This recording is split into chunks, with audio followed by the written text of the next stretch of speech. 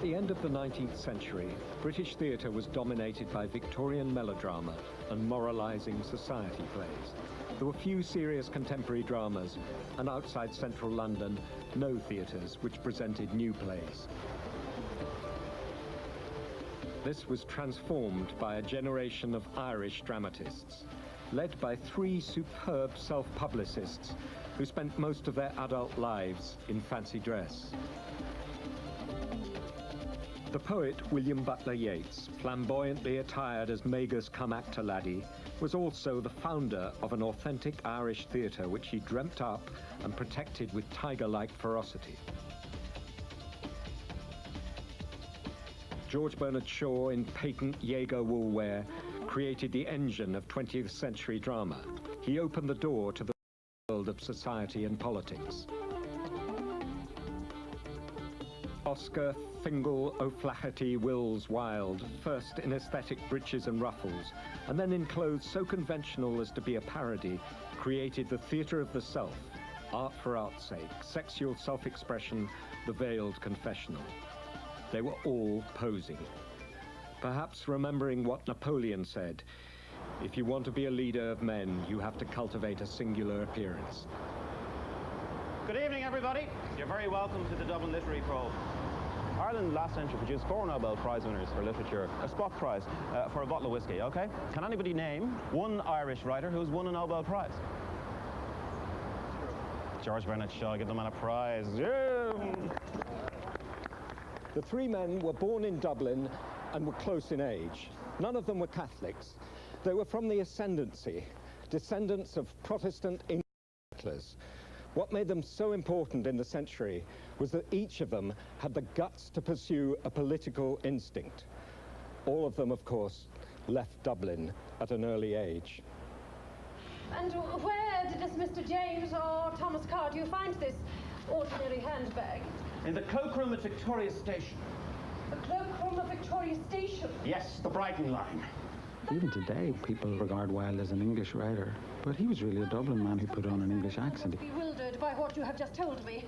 I'm sure that he was ambivalent about Ireland, that he, in some way, wanted to escape it and the narrowness of it. And it was narrow, and he wanted the world of London and Paris. When he went to London, he was at a much higher level of conversation than they were in London, because in Dublin, conversation was the pastime. So it was easy when he went to London. His accent.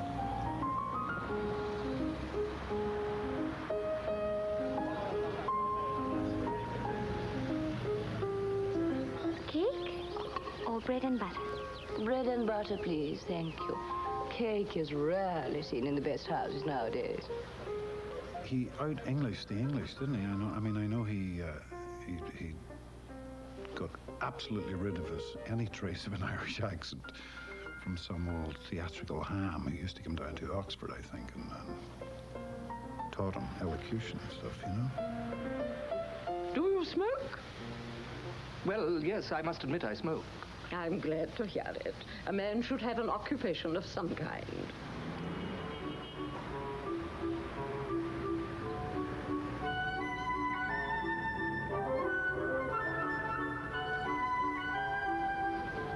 Everything about Wilde set him apart from the society in which he moved. His Irishness, the way he used language, his clothes, his socialism, and of course, his sexuality.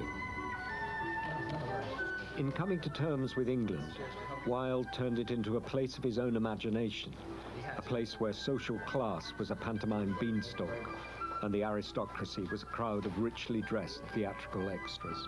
Lady Bloxham. No, I don't know. Oh, she goes about very little. She's a lady considerably advanced in years. Ah, nowadays that is no guarantee of respectability of character. He's almost a grandfather Van Bennett, isn't he? He just captures the meanness of concrete language, the small monosyllabic words that can terrorize people if it's the wrong monosyllable. I have lost both my parents. To lose one parent, Mr. Worthing, may be regarded as a misfortune. To lose both looks like business. using a strangely sort of well-balanced sentences, but to no great avail, in a way trying to find the truth through lies or the truth through nonsense. The Importance of Being Earnest is an absolutely perfect play. Most plays, it seems to me, are nearly completed circles, and the production completes the circle, makes it a whole. Now, The Importance of Being Earnest is completed there on the page. There's nothing much you can do with it. Beneath the impeccable surface of The Importance of Being Earnest, there are secret in-jokes for Wilde's chums, like earnest, which is Victorian slang for gay. You're the most earnest-looking person I ever saw in my life. And Cecily, which was a popular trade name for rent boys. Silver cigarette cases were a tactful means of paying them off. This cigarette case is a present from someone of the name of Cecily. You said that you didn't know anyone of that name. Well, if you want to know, Cecily happens to be my aunt. But The Importance of Being Earnest is much more than just a coded gay text. Within its high style, every speech uttered by every character contains a sensibility that's as clearly a mark of Wilde's personality as a Picasso painting is of his. Most of his characters are stage versions of himself, speaking with the same wit and affectionate disdain for English high society. Wilde found himself as a playwright when he discovered that he was his own main character. That if you had something to say, you could actually say it almost in person. Hire somebody to walk on stage and say it. Just say it directly. Tell it there and there it is. Putting the author's personality into the play was utterly new, even if the idea is now as familiar to us as the weather. That would be a component of what defines the modern theatre, you know. Perhaps Wilde, whom we think of as earning this high place because of style and wit, actually earns it for a rather deeper reason. He saw that the theatre could be simply the dinner table at which he spoke after dinner.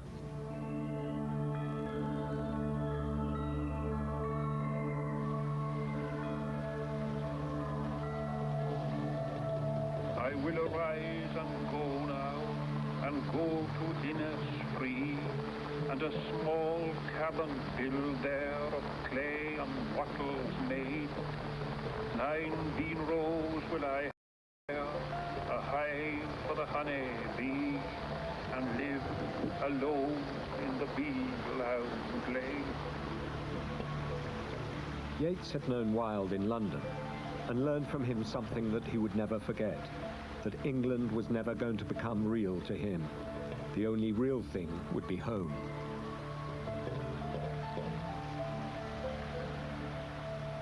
Yeats wrote some of the 20th century's best poems, but his plays are weak concoctions set in a Celtic twilight, full of fairies and fervent romanticism. But Yeats's plays did make an impression on Lady Augusta Gregory, an eminent Anglo-Irish grandee. As the Irish nationalist movement was gathering steam, her estate at Coole Park became a retreat for the country's cultural elite. And Lady Gregory met regularly, often here at Coole Park. They hatched a plan for an Irish national theatre. It wasn't just that they wanted somewhere to put on their own plays. They believed that Ireland needed to rediscover its own language and its own culture, and also, of course, to be free of the yoke of the British Empire.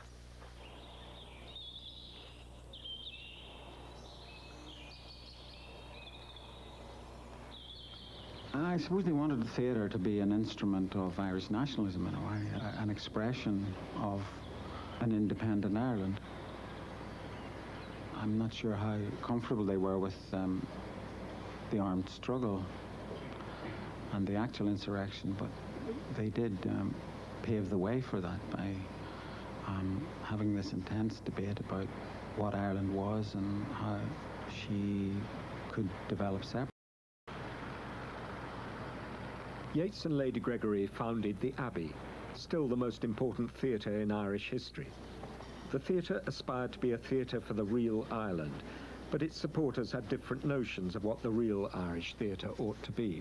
And Yeats's speeches from the stage berating the audience for its dimness and bad behaviour would become one of the major Abbey attractions. "Let Mr. Yeats give us a play that will rouse this sleeping land," said the nationalist politicians. Yeats agreed, but only up to a point. He wanted to create authentic Irish theatre, but he didn't want art to be mixed with political propaganda.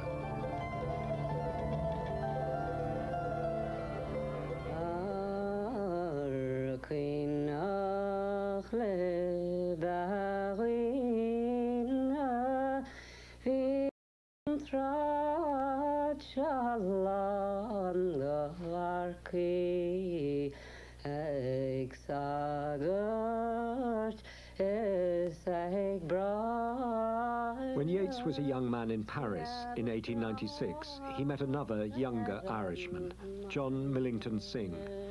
Yeats did something that producers often do, but it seldom works. He told Synge what to write about.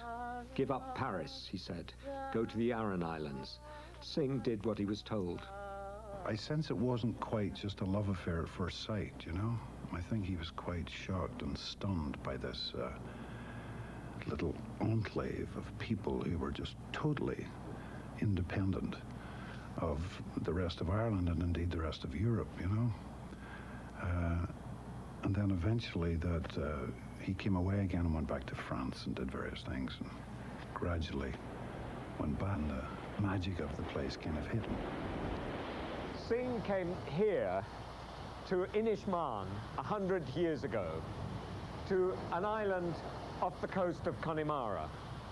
He wrote a play here that's a comedy, a farce, and for a young girl who loses her love and her illusions, a tragedy.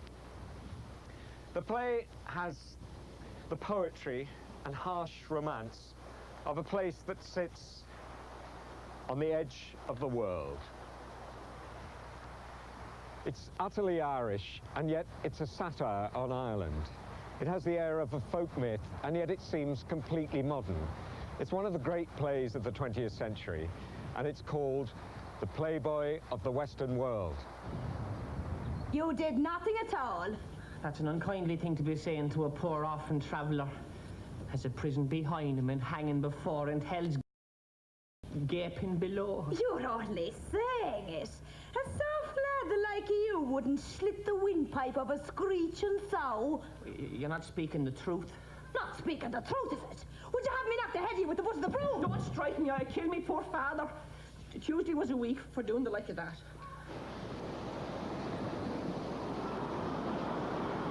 Synge came to Inishmaan for 4 summers running. He wasn't quite like one of the locals. Unlike them, he could always get away to another life, but he stayed in this cottage and lived amongst the Gaelic-speaking islanders. My great-grandparents were the people who were here when Synge came and stayed. So they were experts on the Irish language? I don't think they would ever have seen themselves as experts on anything. They just didn't speak any English, and I think people took advantage of that in the nicer sense. You know, they came to listen to their stories in Irish, like Synge did. So his bedroom was next door? His bedroom was next door, yes.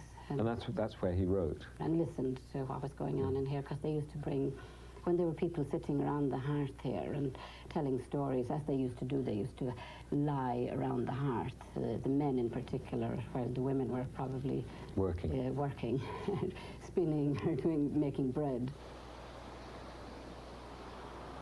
It's often true that when you're alone in a strange place, it heightens all your senses. You feel as if you're seeing everything for the first time.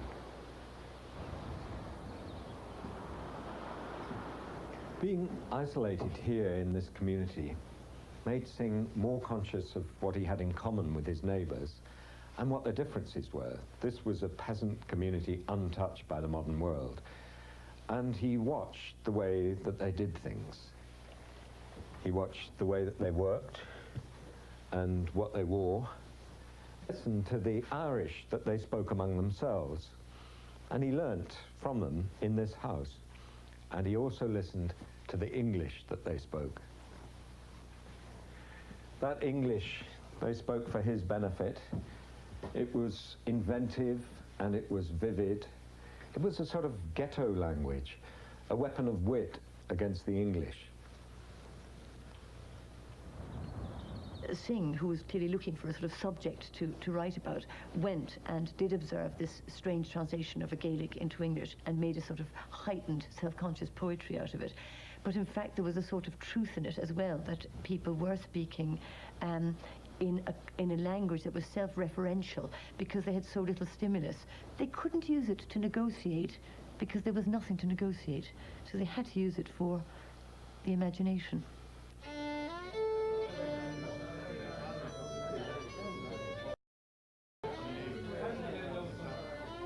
Synge's dialogue is rich and salty, and it's full of surprises. This is the hero of Playboy, Christy, laying it on to impress Beguine.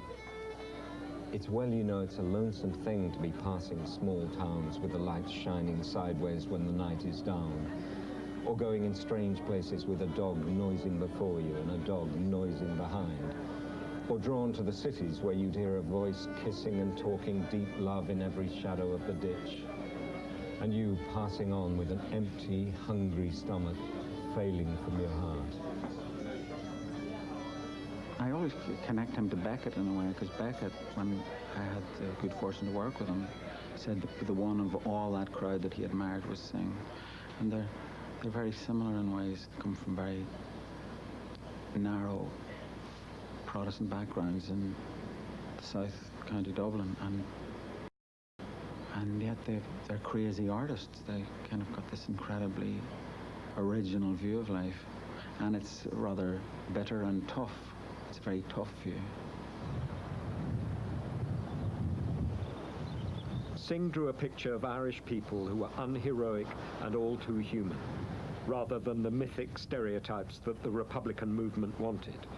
By putting on Playboy, Yeats threw a stick of dynamite into the Irish theatre. It was the mention of the word shift that Christy Mann said, and a dream of women in their shifts. Shift, an undergarment. That set them off on the first night. Yeats, after Act 1, got this lovely telegram, all going well. But he got a second telegram after the second interval to say, trouble, riots. At the third performance, the police were called. The week rolled on and the press went wild. Yeats was bounding off the stage like a yo-yo, haranguing the audience. The play was attacked as a vile and inhuman story told in the foulest language we have ever listened to from a public platform. Synge said he didn't give a damn. The battle for an authentic Irish theatre had just begun.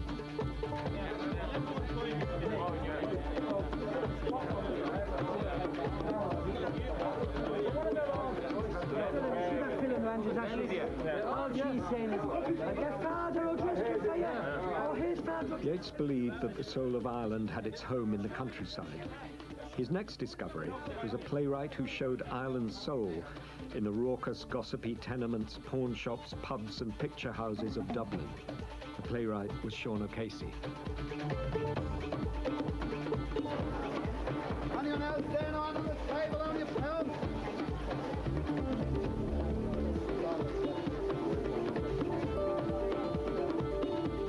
O'Casey was born in 1880 to a Protestant lower-middle-class family which declined into poverty when his father died. O'Casey received most of his education on the streets and took up a variety of hard manual jobs: newspaper boy, docker, builder's labourer. He learned Irish and he became an active socialist and Republican. He started writing plays in his teens and after 3 rejections was hopeful that his 4th play would be produced. I sent it into the Abbey. After about a month, the play came back with an elaborate letter from presumably Mr. Yeats. One of the most pleasant letters that I ever got in my life, Bob.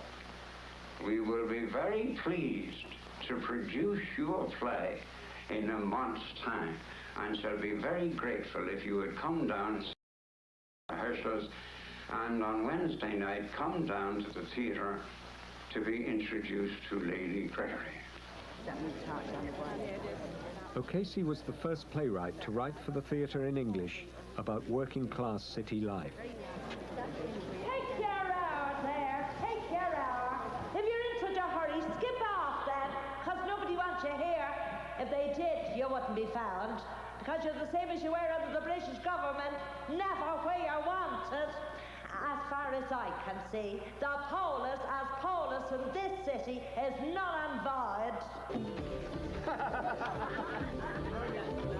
O'Casey fuses Irish rhythms and vocabulary with the language of the colonizers and conjures up the lives of his characters so sensuously that the smell of frying and the racket of public houses seems to emanate from the stage. So we were in the opposite end of that. Hey, so we give you 12 for the lens. And once I'm sorry, you better go back out again. His ability to combine tragedy with comedy and do it so brilliantly and make you laugh and cry possibly, you know, in the same breath. You know, the man was just a genius when it came to it. His plays, you know, are forever. They'll never, ever die. What was the pain I suffered, Johnny, bringing you into the world to carry you to your cradle? To the pain I'll suffer carrying you out of the world to bring you to your grave. Mother of God, have pity on us all. Blessed Virgin, where were you when me darling son was riddled with bullets? When me darling son was riddled with bullets. Sacred Heart of Jesus, take away our hearts of stone and give us hearts of flesh. Take away this murder and hate and give us thine own eternal love.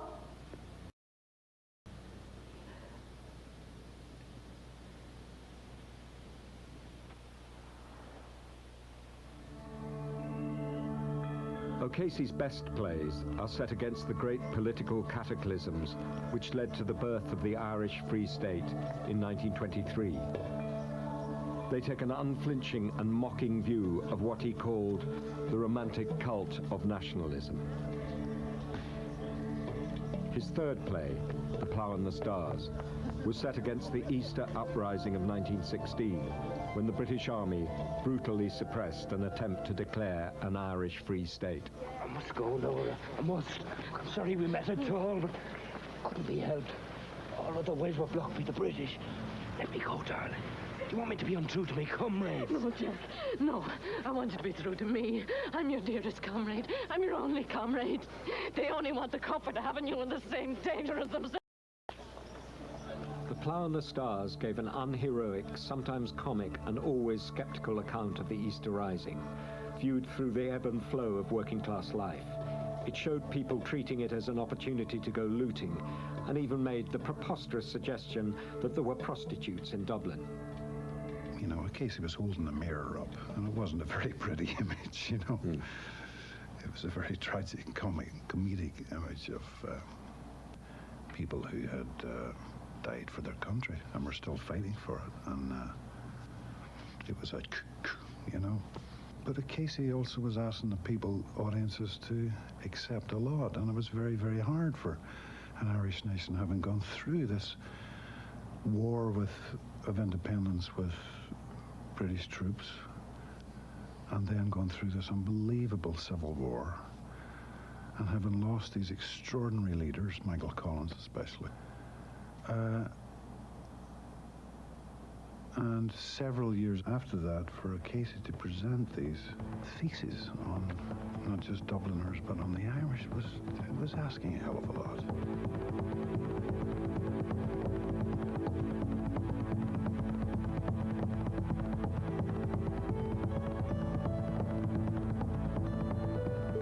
The first night of The Plough and the Stars at the Abbey in 1926 went quietly enough, but a few nights later the auditorium erupted into riot once again. Yeats fought back as hard as in the days of Playboy. Do you remember, Sean, the first night of The Plough and the Stars and the row? I do well. When the serenity and quietness of the Abbey Theatre was turned into a roar and a rush, and Yeats came bounding out on the stage to oppose the howling mob with all the venom and vehemence And the great man, he shouted out at him, "This is O'Casey's apotheosis." And I was wondering all the way home, and it was a very late hour when I left. I was wondering all the way home what in the name of God was the meaning of apotheosis, and what had happened to O'Casey that he had such an honour conferred on him.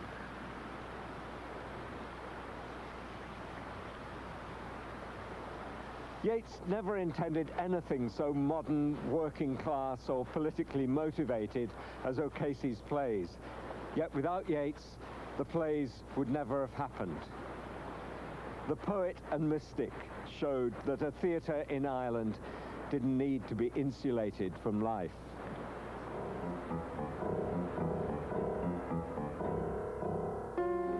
This, ladies and gentlemen, is an exhibition of my profile. I have got two, and the British Movie Tour requested me to exhibit both. Now will you have the kindness to watch in dead silence whilst I turn round from one to the other. To take it right back, you know, Ibsen and Chekhov invent a new kind of social play, which is affected by the social problems. And it happens that in this country, it arrives in the form of a particularly garrulous Irishman called George Bernard Shaw. Shaw was born in Dublin in 1856 in a modest 2 up, 2 down, only a few streets away from Oscar Wilde's birthplace, but a continent away in terms of class. How was that?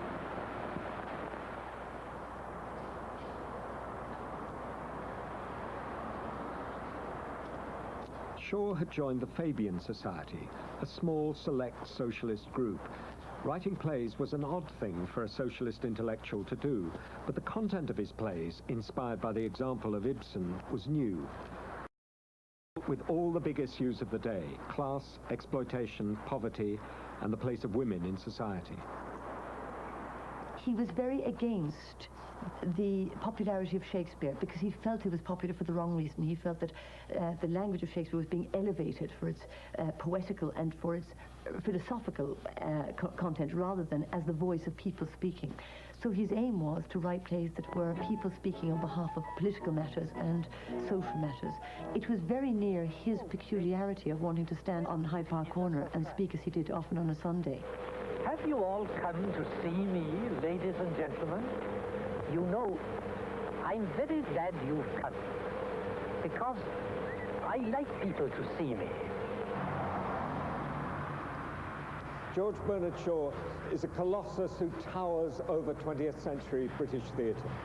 He was a socialist who didn't believe in democracy, a theatrical revolution relied on familiar forms, and a writer of popular comedies who combined biting satire with visionary mysticism. If we still have a theatre that deals with social and ethical issues, it's all due to Shaw.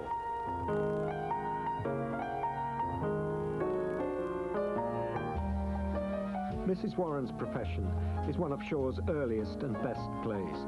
It's about prostitution. In the play, Mrs. Warren is a retired prostitute running a string of brothels thinly disguised as hotels. The play suggests we all live on immoral earnings. We're all responsible for upholding a corrupting system. We're all prostitutes or clients. Well, why shouldn't I have done it? Oh, that house in Brussels. Real high class. Much better place for a girl to be in than that factory where Anne Jane got poisoned. None of our girls was ever treated as I was treated in the scullery of that temperance place. Or the Waterloo Bar. Or at home. Would you have had me stay in them and become a worn-out old drudge before I was 40? He was full of a sort of weird, very Protestant moral righteousness. You wouldn't get a Catholic writing like that. Much of Shaw's work is mechanical, puppets mathematically fulfilling their role in a debate. But he always took on familiar forms and gave them a new twist. And in his best and most enduringly popular play, Pygmalion, he created figures of flesh and blood and gave a Cinderella story an unsentimental romantic conclusion. You see this creature with her curbstone English? The English that will keep her in the gutter for the rest of her days? Well, sir, in 3 months I could pass her off as a duchess at an ambassador's reception. No. Yes, I could even get her a job as a lady's maid or a shop assistant, which requires better English. You mean you could make me? squashed cabbage leaf, you disgrace to the noble architecture of these columns, you incarnate insult to the English language. I could pass you off as the Queen of Sheba. It shocked him that it was so popular, because I think he hoped that it had a much more aggressive needling in it. That's where I think the English have in the end won, by turning this rather vibrant man into an armchair matinee idol of socialism in a country. He spoke against the class system. He was absolutely revolted by the class system. And yet somehow Pygmalion went to the heart of England in a way that both charmed England as well as stunned them. I'm quite a kindly person, you know. Shaw became an international celebrity. Every schoolchild recognized him. He was quoted across the globe, and crowds turned out for him as though for a papal visit.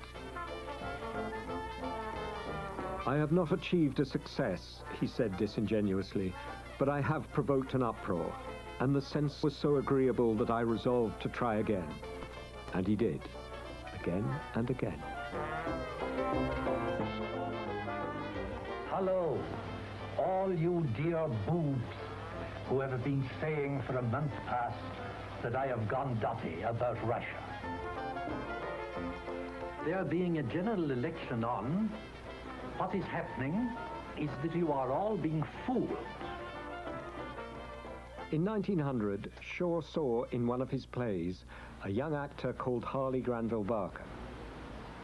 When he discovered the younger man was also a fledgling playwright and director, Shaw took him under a paternal wing, and they formed one of the most influential partnerships in the modern theatre.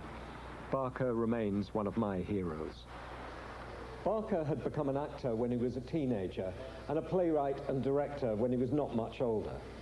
He hatched a plan to take the Royal Court Theatre a season of experimental drama, plays by the new Europeans, including Ibsen, and of course, plays by Shaw. The Royal Court was ideal, just the right size and perfectly situated between the bohemia of Chelsea and the wealthy austerity of Belgravia. With Barker as actor-manager, Shaw became the most prominent playwright at the Royal Court, with 11 of his plays occupying almost two-thirds of the repertoire between 1903 and 1907. Shaw treated Barker to a stream of advice and exhortation, and a rumor arose that they were father and son. Barker even encouraged the myth by dressing himself up as Shaw when he was in Man and Superman. In the second season of The Court, the only notable play not written by Shaw was written by Barker. It was his best play, The Voysey Inheritance. Why did you take up the challenge? Single-handed? Lawlessly? It's the story of Edward Voysey's crusade to restore the family firm that his father had built on deceit. I think that I wanted, quite selfishly, perhaps vaingloriously, I dare say, to prove what my honesty was worth, what I was worth. And I was up against it. And then, of course, I loved the pater. In spite of all? Yes. Shaw would have used the story to moralize and polemicize. He might have had the son hate the father. He might have had him forgive him. He might have had him indict him as a paradigm of capitalism. He would never have said he loved him. Silence in the court. This new social drama is hidden, but it arrives all the same. And with Heartbreak House, and with the work of Granville Barker, there arrives something called the State of the Nation play. It starts with Heartbreak House, which is very influenced by Gorky, and it runs right through D.H. Lawrence, and it runs straight through to Look Back in Anger, and it runs from Look Back in Anger through to Saved, and through the work of Carol Churchill and Howard Branton. And I think it's the richest single strain in modern theatre. Shaw and Barker set criteria of vision, adventure, and excellence for the whole of 20th century British theatre. They also dragged the theatre into the arena of women's issues, which became as indispensable to their policy as Irishness was to Yeats's in Dublin. Some of them has got into a fighting mood of late. So when the woman of today comes near, let me be miles away. Any form of realism had to address the role of women. After all, half the population of the world had been disenfranchised, patronized, or bullied into submission for centuries without a voice. The decisive moment in the theatre's acknowledgement of feminism was when Nora slammed the door on domesticity in Ibsen's The Doll's House. In an exchange between Nora and her husband, he says, "No man would sacrifice his honor for the one he loves," to which Nora says, "Thousands of women have."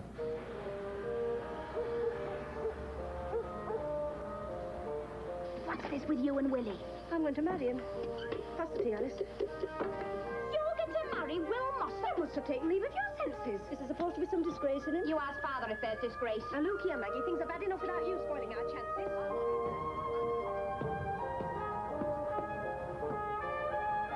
Within 5 years, the influence of it was being felt across the country. A Manchester critic said this: "We must not imitate the Celtic temper nor Mr. Shaw's paradoxes, but tragedy and comedy may be found in Lancashire life as well as in the west of Ireland or London." The Manchester School evolved, a group of playwrights who all created strong and independent women characters. They wrote in dialect, and they acknowledged the realities of lives lived in the long shadow of the Industrial Revolution. They wrote for the North, about the North. The best of these plays was by a cotton salesman called Harold Brighouse, Hobson's Choice. Do you hear, Maggie? I won't have it. Why, it isn't decent at your time of life. I'm 30, and I'm going to marry Willie Mossop. And now I'll tell you my terms. Terms? You'll pay my man, Will Mossop, the same wages as before. As for me, I've given a part of 20 years' work without wages. I'll work 8 hours a day in future, and you'll pay me 15 shillings for the week. Do you think I'm made of brass? You'll soon be made of less than you are if you let Willie go. And if Willie goes, I go. That's what you've got to face. The best play about women written at this time was by a man famous for the sexual explicitness of his novels and frequently described slanderously as a misogynist, D.H. Lawrence. Lawrence wrote his plays early in life, convinced that he was starting a movement in drama. He distanced himself from Shaw and Granville Barker, describing them as the rule and measure mathematical folk. He wasn't a man of the theatre, but he realized, as every other playwright has realized, that without the right producer, the organism of theatre can't function. He said, "I believe that just as an audience was found in Russia for Chekhov, an audience might be found in England for some of my stuff, if there were a man to whip them in. It's the producer that is lacking, not the audience." He needed a Yeats. It's an absurd injustice that Lawrence's plays were ignored for so long. They're not novelists' offcuts. They're skilled and instinctive.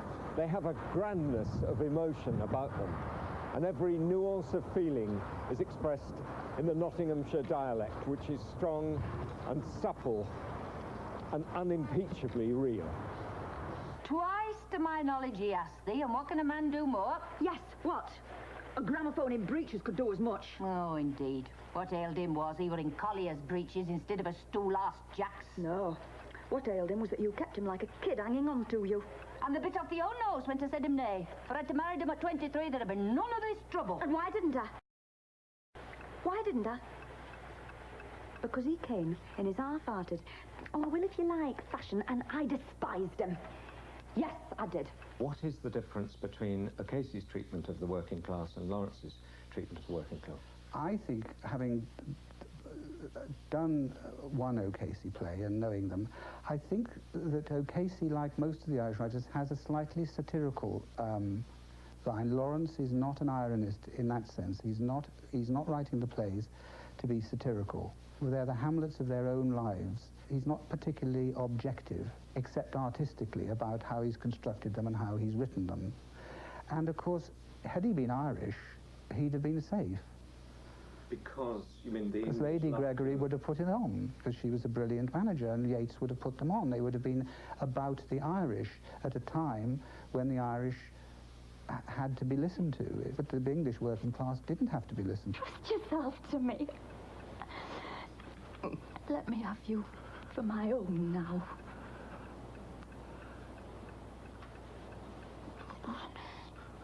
Who's won me? Oh, my love. The play deals with sex, dependence, and freedom in a way that's entirely unaffected and entirely truthful.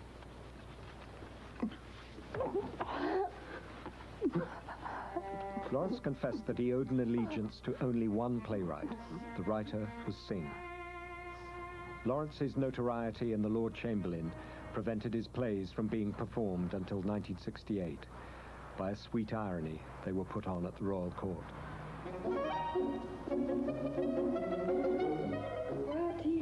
Sugar? No, thank you. Sugar is not fashionable anymore. I'm going to see the show tonight, you know. I used to see. I believe it's very good this week. Because I've seen it a few times before, you know. I've seen it played a few times before.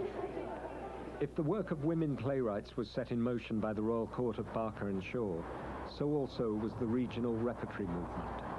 The principles established by Shaw and Barker became a template for theatres in large provincial cities: Manchester and Glasgow, Liverpool and Birmingham.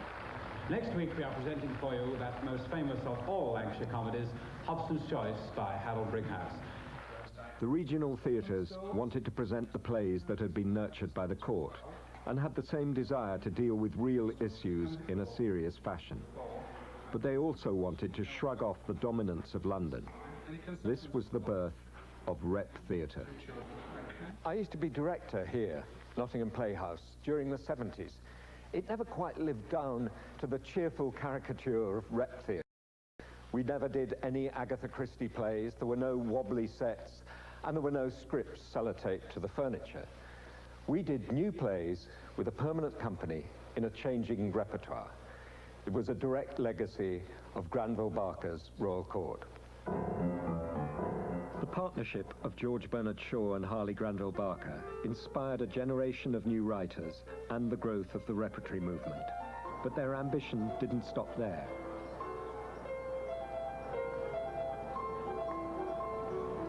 At the centre of the network of regional repertory theatres, there was to be a purpose-built London theatre. Barker produced detailed plans for it, scheme and estimates for a national theatre. There were to be 66 actors in the company, 44 men and 22 women.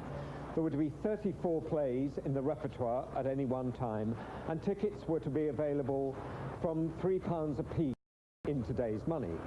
Shaw, the Irishman, joined Barker in his campaign to found a British national theatre. I don't think we met. Well, this is your next door neighbour. That does not happen to be my neighbour. The opening date was set for the 300th anniversary of Shakespeare's birth in 1916, but the First World War was the first in a series of lengthy delays. It was another 21 years before a site was purchased, and Shaw presided over the ceremony known as the Twig and Sod, to the accompaniment of English madrigals. The National Theatre, built on the South Bank, opened its doors 39 years later in 1976, with 3 auditoria under one roof, each playing a repertoire of 3 plays. When Olivier was asked what he thought of the building, he smiled wryly. "It's an experiment," he said. One of the first plays in the new National Theatre repertoire was The Playboy of the Western World. It starred Stephen Ray. It's a very strange thing because the Irish have entertained the English for years, and if you do something like The Playboy of the Western World at the National Theatre, at the height of the Troubles, when people were deeply nervous about Irish people and their relationship to Ireland, somehow they didn't seem to mind when they came to see these plays. They were absolutely overwhelmed by the power of these plays, and they loved these plays. Now, maybe we presented them in a way that wasn't threatening or that was somehow depoliticized, but I remember being very stopped by English people in the street when they saw the Playboy and just saying how wonderful it was. And yet, it was a time when you were very nervous to be Irish in London because things were happening and there was a lot of resentment and there was a lot of, you know, intimidation of working class Irish people.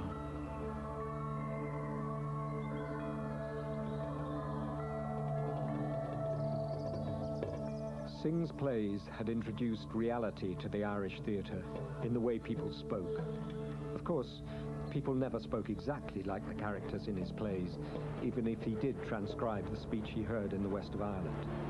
But all theatre dialogue is crafted and crafty distillation. The art is in the apparent artlessness.